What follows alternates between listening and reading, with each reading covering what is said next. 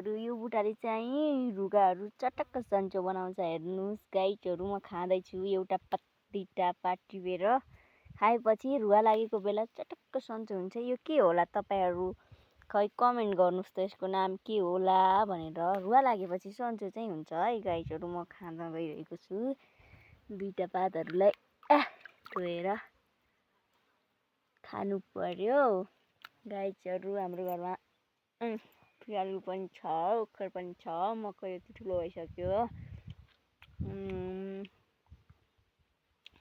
यता मकैको बारी छ, यता के हो यो बेसार छ।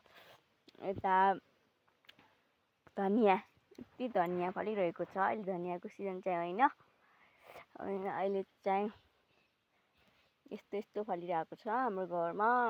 फुलहरू पनि फुलिरहेको छ वरिपरि, हरियाली जङ्गलमा हाम्रो वरिपरि हरियाली छ। रमाइलो, गाउँघरमै रमाइलो छ गाइजहरू। अनि हाम्रो सानो घर छ। घरमा को छन् भनेर भन्दाखेरि चाहिँ अहिले चाहिँ दुईटा माउहरू आफ्नो जोडीहरू, यी दुईटाको जोडीहरू एकचोटि पनि छुट्दैन गाइज। जता गयो त्यतै जान्छ माउ। त्यसपछि एउटा मेरी छोरी छिन् यहाँ सानी मुसाकी चल्ली, अनि एउटा म छु। छोरी छिन् रोइरहेकी छिन्।